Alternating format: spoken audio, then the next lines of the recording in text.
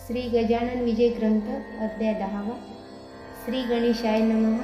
हे अरूपाव्यया पूर्ण ब्रह्मा पंढरी राया, सज्जनांच्या विसाविया मजला परते लोटू नको.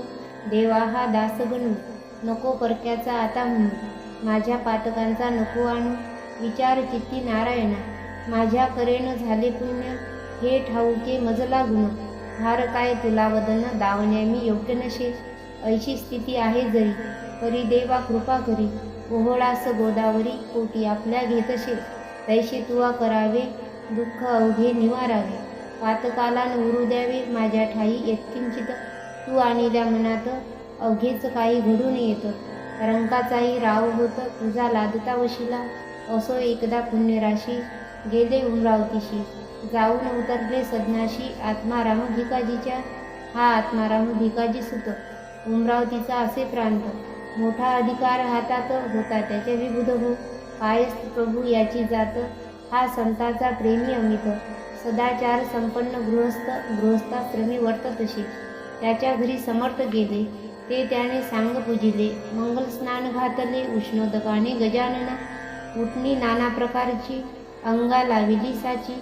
वृत्ती आनंदली त्याची संत सहवासे ते दवा. करवती काठी उमरेडचा धोतर जोडा निसविला साचा. भाली केशरी गंधाचा भव्य तिलक लाविला शे. कंठा माझी पुष्पहार नैवेद्याचे नाना प्रकार. दक्षिणेशी 100 रुपये त्याने ठेविले. धूप दीप आरती झाली पुष्पांजली समर्पिली. दर्शनाला दाटी झाली उमरावतीच्या लोकांची. प्रत्येका ऐशे वाटावे समर्थ आपल्या घरी न्यावे. यथा सांग करावे पूजन त्यांची येणे रीती. इच्छा ऐसे बहुता झाली परी थोडक्यांची मनीषा पुरली. सदनी पाऊले लागण्या भली पुण्य पाहिजे बलवत्तर.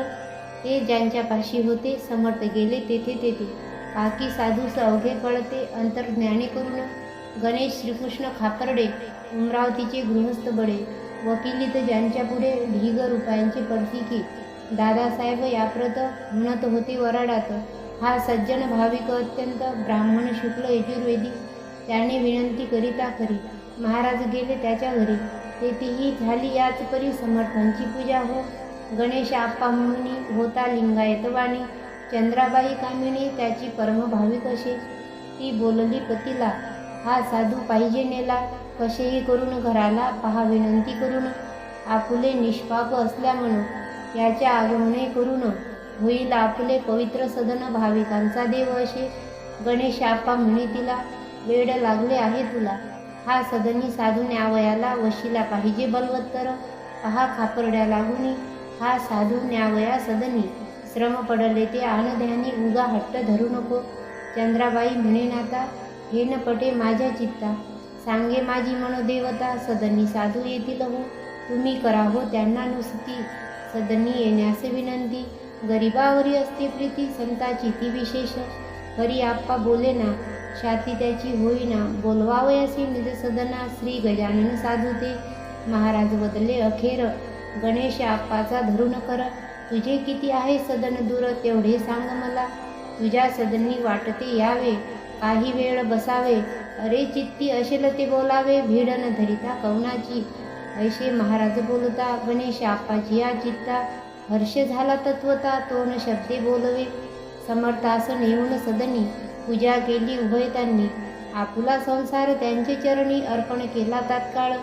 असो ऐशा पूजा अमित झाल्या उमरावतीत. त्या प्रत्येक पूजेप्रत एक गृहस्थ हजर असे. तो आत्माराम भिकाजीचा नात्याने हा होता भाचा.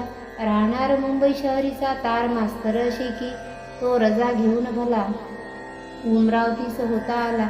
भेटणे आपल्या मामाला बाळाभाऊ नाम ज्याचे. त्या बाळाभाऊ कारण समर्थांचे लागले ध्यान. म्हणे ऐशा साधूचे चरण सोडून कुठे जाऊ नये. प्रपंच अवघा अश्वाश्वत त्यात कशाला गोऊ चित्त. केला आजपर्यंत तोच आता पुरे झाला. काही असो आज पुन्हा मी न सोडी त्यांचे चरण. अमृताला टाकून विष प्याया कोणी जावे. म्हणून प्रत्येक पूजेला बाळाभाऊ हजर झाला. होता बुध हो राहिला दुसरे न काही कारण. असो काही दिवसांनी शेगावी आले परतोनी. मळ्याशी न जाता जाणी आले मंदिरी मोठ्याच्या. त्या मंदिराच्या पूर्वेस एक जागा होती ओस. गजानन पुण्यपुरुष येऊन बसला ते ठाया. बातमी महाराज आल्याची कृष्णा पाटला कळली.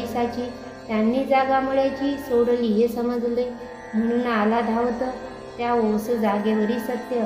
महाराजा करून दंडवत अधोवदन बैसला. डोळ्यातून वाहे पाणी खंड त्याला नशे जाणी. वस्त्र टाकले भिजवणी त्या अश्रूंनी छातीचे. तई महाराज बदले पाटलाला ऐसा कार्य रडशी भला. शोक कोणता तुला झाला ते वेगे सांग मज. पाटील बोले त्यावर जोडून आपले दोन्ही कर. महाराज मळ्याचा अहेर काहो आज केला तहा. ऐसा अक्षम्य कोणता अपराध झाला सांगा आता. माझ्याकडून ज्ञानवंता मी लेकरू आपले असे. ही देशमुखाच्या बाजूची जागा आहे बगासाची. एका माळ्याच्या मालकीची येथे तुम्ही राहू नका. मळ्यात मर्जी नसेल जरी तरी चला राहत्या घरी. ते खाली करीतो सत्वरी तुम्हासाठी दयाळा. काकी तुम्हा वाचून मला न काही प्रिय आण.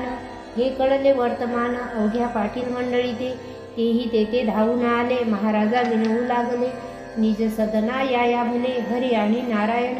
महाराज बोलले तयासी मी जो या जागेशी येऊन बसलो आज दिवशी ते तुमच्या हितास्तव ते पुढे येईल कळोन. हातान करा भाषण वाद दोघांचे निर्मूलन करील हे विसरू नका. जितके जगी जमेदार तितके न करी ती विचार. मागचा पुढचा साचार हेच होणे त्यांच्या ठाई. जा बंकटलालाशी पाहून आणा वेगेशी. मी सोडिता तद्गृहाशी तो नाही रागावला. हे काहे त्यासी विचार माझी कृपा तुमच्यावर आहे ती न ढळणार कोणत्याही कारणांनी. बंकटलालही आला तेथ घालू लागला समजूत. यांच्या मर्जीविरुद्ध मळ्यात तुम्ही यांना नेऊ नका. माझ्या घरून जेव्हा आले तेव्हा सांगा मी काय केले. आपण आहोत त्यांची बाळे ते सारखे अवघ्यांना. सखाराम आसुलकर आहे मनाचा उदार. तो जागा देण्यास इन्कार करणार नाही वाटते. सखाराम देईल जागा पुढचे करू आपण बघा. म्हणजे अवघ्यास यात भागा घेता येईल सहजची. समेट अवघ्यांचा होऊनी मठ बांधिला त्या ठिकाणी. परशुराम सावजींनी मेहनत घेतली विशेष. समर्थांच्या बरोबर निश्चिम भक्त होते चार. भास्कर बाळाभाऊ पितांबर उमरावतीचा गणेशाप्पा. रामचंद्र गुरव त्याचपरी राहत होता बरोबरी. हे 5 पांडव श्रीहरी गजानन शोभू लागले. वृत्ती बाळाभाऊची अतिविरक्त झाली साची. परवान त्याने नोकरीची केली यत्किंचित आपुल्या. पत्रे येती वरच्यावरी बाळाभाऊस येण्या घरी. परिणामांतरी काहीच त्याच्या होईना. भास्कर म्हणे गुरुराया हा सुकला पेढे खाया. म्हणून ना इच्छी जाया आपल्यापासून कोणीकडे. तुम्ही द्यावा याते मार म्हणजेच हा जवळ करील घर. रत्न 14वे पाहिल्या बिगर हा येथून हलने नशे. लकडी वाचून माकड पहा न होई कधी धड. मोठमोठाले ते पहाड भिऊ लागती व्रजाला. एकदा बळेच घालवून दिले बाळाभाऊ कारण. परितो आला परतून राजीनामा देऊन या. बाळाभाऊ शेगावाशी येता भास्कर बोलला त्याशी. कारे आम्हा त्रास देशी येथे येऊन वरच्यावर. ओढाळ बैल हिरव्यावर पाहे पडाया निरंतर. त्यास जरी दिला मार तरी तो येई तेथ पुन्हा.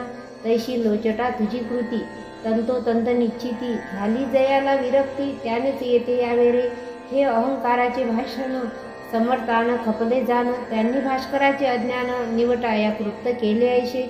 एका गृहस्थाच्या हाती भली थोरली छत्री होती. ती गजानने घेऊन हाती बाळास जोडू लागले. मारता मारता मोडली बुध होती छत्री भली. मग एक मोठी घेतली भरीव काठी वेळूची. तिने मारणे सुरू केले ते पाहता लोक भ्याले. काही पडून गेले सोडून त्या मठाला. परी बाळाभाऊ तसाच पडला समर्थांच्या पुढे भला. कैक म्हणती असेल मेला तो या अशा माराने. भास्करही झाला चिंतातुर बाळाभाऊचा पाहून मार. परी समर्थांच्या समोर बोलण्या छाती होईना. तीही काठी मोडली खरी बाळाभाऊच्या पाठीवरी. मग ते कंटाळून अखेरी तुडवू लागले तयाला. जैसा कातू कुंभार माती तुडवितो साचार. तैसाच केला प्रकार महाराजांनी तुडविण्याचा. मठी हा प्रकार चालला. शिष्य समुदाय पडत सुटला. कोणी गेले बोलावण्याला त्यांच्या आवडीच्या मंडळीस. बंकटलाल कृष्णाजी धावून आले मठामाजी. समर्थ हात धरण्याराजी कोणी तयार होईना. बंकटलाल म्हणे भीत भीत समर्थ हा आपुला भक्त. पुरे झाले या प्रत, आता ऐशी तुडवणे. ऐसे ऐकता भाषण, समर्थ वदले हासून, हे असंबद्ध भाषण का करिता? कळेना मीन बाळाशी मारिले, नाही तयाशी तुडविले. निरखून पहा चांगले, म्हणजे येईल कळोनी. महाराज म्हणाले बाळाशी, उठ वळसा वेगेशी, या आलेल्या मंडळीशी अंग तुझे दाखिव. ऐशी आज्ञा होता भला. बाळा भाऊ उठून बसला. लोक त्याच्या अंगाला पाहू लागले निरखून. तो वळाचे नाव नाही, कोठेही न लागले काही. तो पहिल्या परीच होता पाही, निमग्न आपुल्या आनंदात. त्या योगे भास्कराला बाळाभाऊचा अधिकार कळला. मग तोही ना पुन्हा बोलला वेडे वाकडे बाळाशी. सोने कसाशी उतरते, तेव्हाच त्याची किंमत कळते. आश्चर्य झाले समजता ते तो प्रकार पाहून. चुकलाल नामे अगरवाला, होता बाळापुराला. श्रोते त्याच्या आग्रहाला, गाय एक द्वाड होती. तिने गावात फिरावे, मुला माणसात उडवावे. सशक्ताशी हुंदडावे, शिंगाने की आपुल्या. वाटेल त्याच्या दुकानात, गायीने शिरावे अवचित. धान्याची या टोपल्यात, तोंड आपुले खुपसावे. वाटेल तितके येथेच खावे, राहिलेले नासावे. तेल तुपाचे लवंडावे, पिंपंगाच्या धक्क्याने. घरी बांधून ठेविता, कराटे तोडी हा म्हणता. साकडीशी आणली लघुता, बांधता त्या गायीने. ती गाय नव्हे वाघीन, बाळापुरा लागून बाळापुरा कारण. लोक गेले कंटाळून, त्रास सुशिता तियेचा. गाभण मुडीचं होईना, कास कधीच करीना. कोंडून ठेविता राहीना, घरा माझी कोठेही. लोक म्हणती सुकला लाला, दे खाटकास या गाईला. किंवा मारून टाक तिला, तूच गोळी घालून. सुकलाल म्हणे लोकाशी, तुम्हीच मारून टाका दिशी. वाटेल त्या प्रयत्नाशी, करून यावी बुध हो. एका पठाणाने तिला मारण्याचा प्रयत्न केला. गोळी भरून बंदुकीला टपून बैसला होता हो. ते कसे काय कोण जाणे, कळले गायी कारणे. तिने येऊन शिंगाने पठाण पाडीला उताना. मी परगावाने नेऊन दिली होती सोडून. परी ती आली परतून, त्याला सांगा काय करू. ऐसे ऐकता लोक म्हणती, आता याला एकयुक्ती. गोविंदबुवाचा घोडा म्हणती, समर्थाने गरीब केला. तूही या गाईला घेऊन जा शेगावाला. अर्पण करी समर्थाला, म्हणजे अवघे संपले. साधूस गाय दिल्याचे पुण्य तुला लाभेल साचे. आणि संकट आमुचे टळेल बापा त्या योगे. ते अवघ्यास मानवले, गाय नेण्याचे ठरविले. तिला धरण्यासाठी केले प्रयत्न नाना परीचे. एकही प्रयत्न नाही फळला.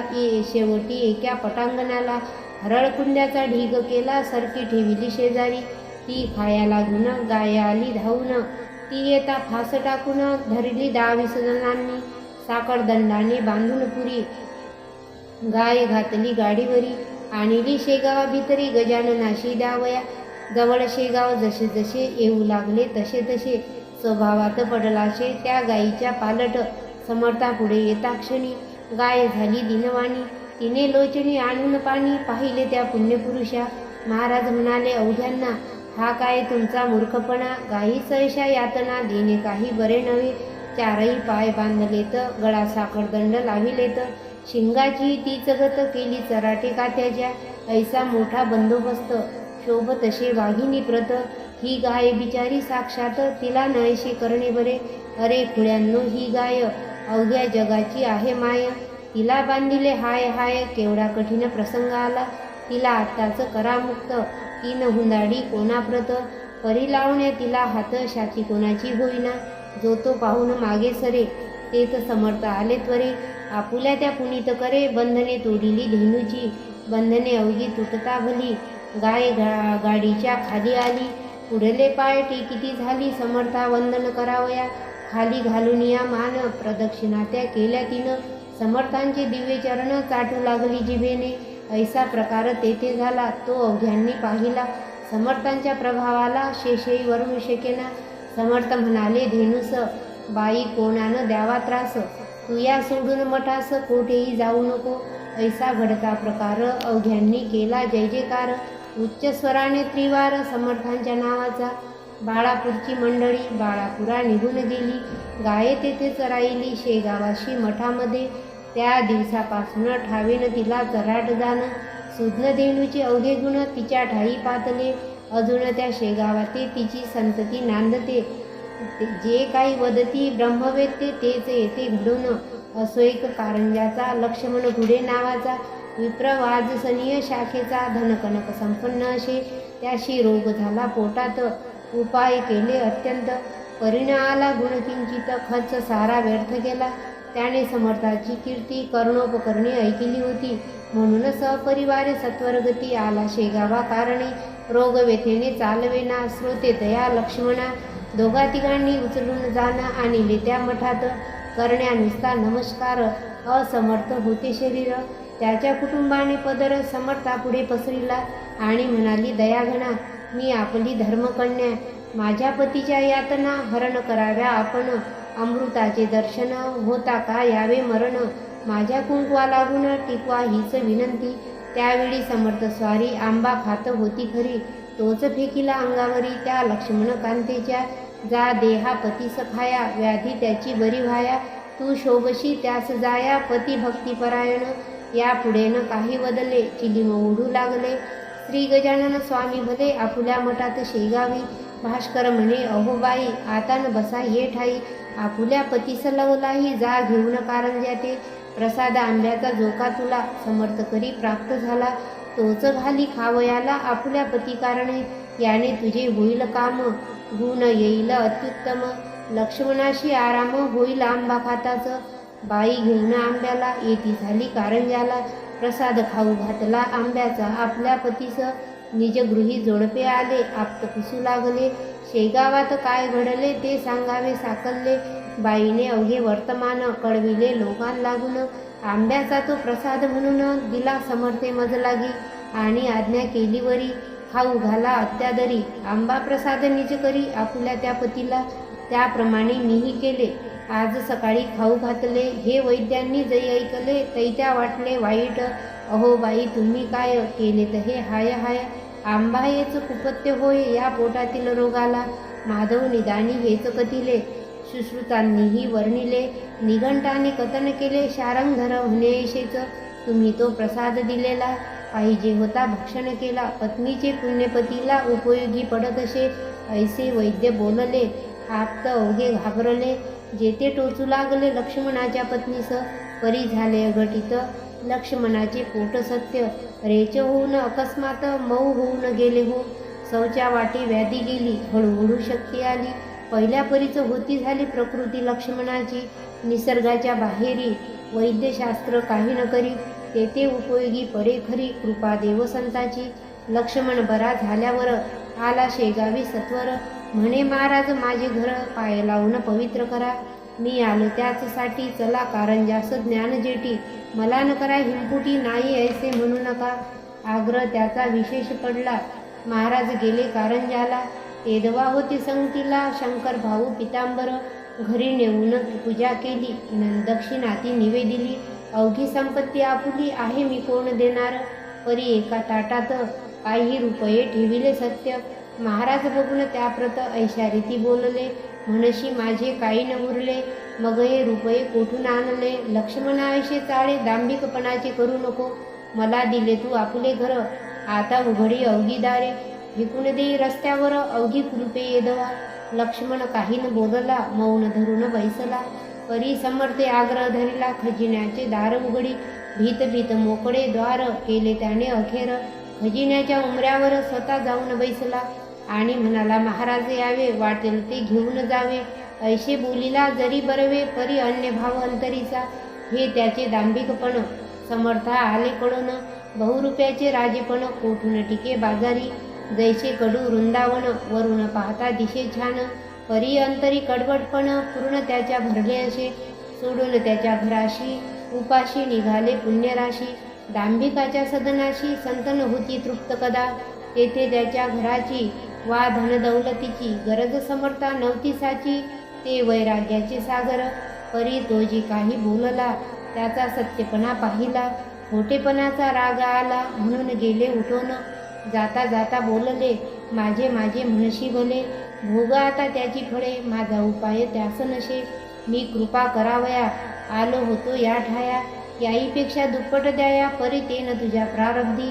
तेच पुढे झाले सत्य, एका 6 महिन्यात अवघी लक्ष्मी झाली फस्त. त्या भिक्षेची वेळ आली, म्हणून श्रोते परमार्थात खोटेपणा न खपे किंचित, याचसाठी हे चरित्र समर्थे घडवून आणले. श्री गजानन चिंतामणी त्या गार काय शोभा आणि, वा सुवर्णा लागुनी भूषवावे का कथिलाने. स्वस्ती श्री दासगुण विरचित श्री गजानन विजय नामी ग्रंथ, सदा भाविक परिसोत निज कल्याण भावया. शुभम भवतु श्री हरिहरार्पणमस्तु. इति श्री गजानन विजय ग्रंथस्थ दशमोऽध्याये समाप्तः.